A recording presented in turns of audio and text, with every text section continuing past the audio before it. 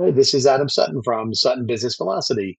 Please visit my website, suttonbusinessvelocity.com, where you can learn more about the services my firm offers in support of your total reward strategy. Also, visit my YouTube page, Total Rewards Expert Adam Sutton, where you'll see Series 1 has been posted. All six parts of it, Total Rewards Expert versus ChatGPT, persona of a Total Rewards Expert. And at the time of the filming here, Series 2, Part 1 has also been released. So I encourage you to follow along on my YouTube channel and enjoy this exploration that we're on right now. But let me go back to ChatGPT because that's where we left off before. And basically what we want to do is we want to figure out the right way of dissecting how the total rewards expert could have possibly gotten a 7.4. Because we all know that the total rewards expert is not 7.4 quality work. Um, so I'm so embarrassed by the fact that that's my score. I can't even begin to tell you, but that is what it is. I think there was a 7.4, a 7.3, a 7.2, and then ultimately a 7.8 came in for the save.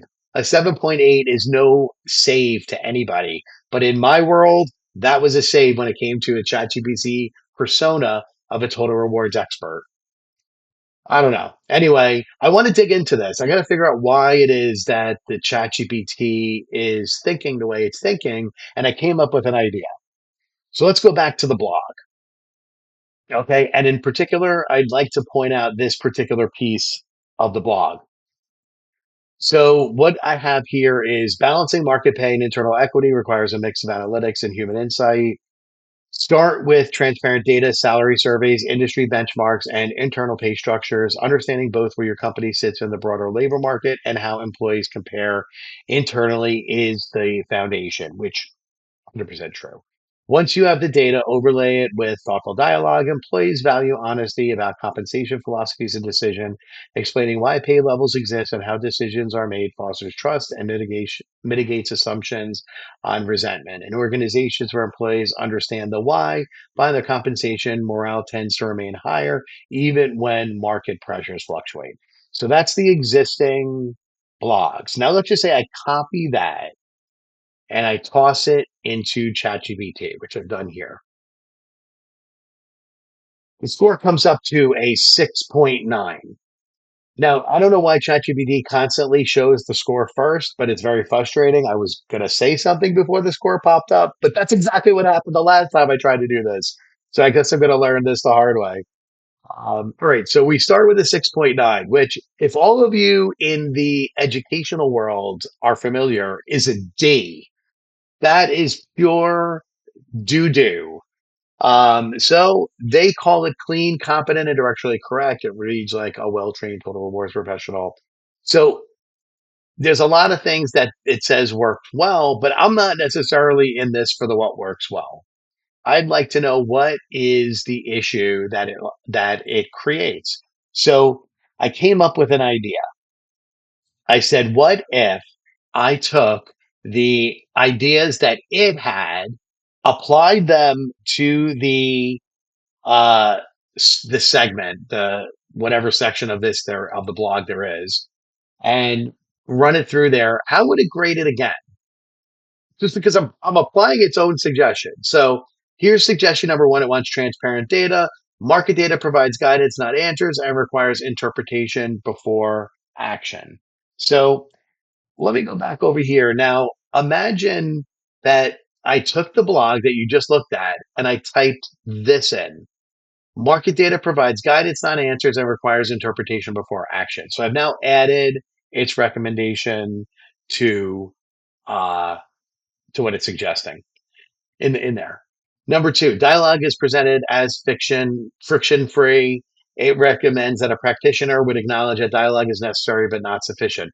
The issue happens in that what this is pointing out that managers tend to be thought of as being able and competent to be able to handle this kind of dialogue. But the reality is, a lot of managers aren't, and I can give that to ChatGPT. And what I will do is in here, let's whoops, go back to it again. I am going to add, therefore, it is essential that managers are enabled with talking points, training, and escalation paths in order to have these dialogues. And remember, clear explanations don't always mean immediate changes. So remember that. Now go back to ChatGPT. It's saying a practitioner will acknowledge a dialogue is necessary. So I said that they need to have those components. And it discusses the fact that managers need to be enabled with the talking points of training. So you read it all in a moment. I just added it. And that clear explanations don't always mean immediate changes. So you saw me add that part as well. So I've now taken what ChatGPT said and I've applied it. So imagine I took that new paragraph. It now reads, balancing market pay and internal equity requires a mix of analytics and human insight. Start with transparent data, salary surveys, industry benchmarks, and internal pay structures. Understanding both where your company sits in the broader labor market and how employees compare internally is the foundation. Market data provides guidance, not answers, and requires interpretation before action. Once you have the data, overlay it with thoughtful dialogue. While dialogue is important, it must be understood that many managers are not sufficiently enabled to conduct this kind of communication. So I've addressed again some of what it was mentioning before. I forgot to mention that a minute ago. Employees value honesty about compensation philosophies and decisions, explaining why pay levels exist and how decisions are made, fosters trust and mitigates assumptions or resentment in organization where managers understand the why behind the compensation. Morale tends to remain higher even when market pressures fluctuate. Therefore, it is essential um, it is essential that managers are enabled with talking points, training, and escalation paths in order to have these dialogues. And remember, clear explanations don't always mean immediate changes. So subtle changes, not a lot, but I did go ahead and add what ChatGPT suggested. Gosh, 6.9. And look what happens in 8.3. Isn't this interesting? Now, I would have thought that by applying what it suggested, I'd be up in the nines, but it still gave me an 8.3. So it understands what happens. But let's talk about why not a 10. You saw trade offs, you anticipate organizational behavior, you avoid overpromising. What keeps it shy of a 9 is that you still stop one step before governance and prioritization, which is where fair. So there's another element. Now, did you see this? I didn't see prioritization in the initial. So it's to its thinking to get it to a final score. So had it said to me earlier, maybe I would have included something like that.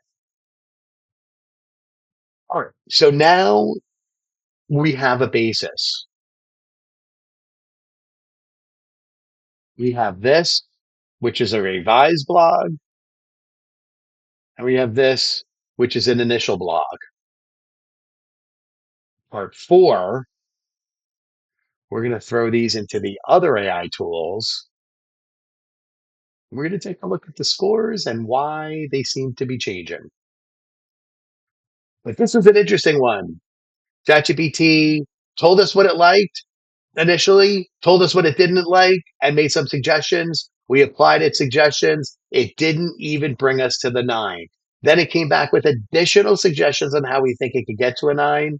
Maybe we'll even play in part 4 with a little more tweak and see if it gets me up to a 9. Hmm. We're already 9 minutes into this video, so I don't want to go any further. Part 4 is coming. I can't wait for you to be a part of it. We start with this blog. We get to this blog. Let's see what the AI has to say about it. Until then, thanks very much.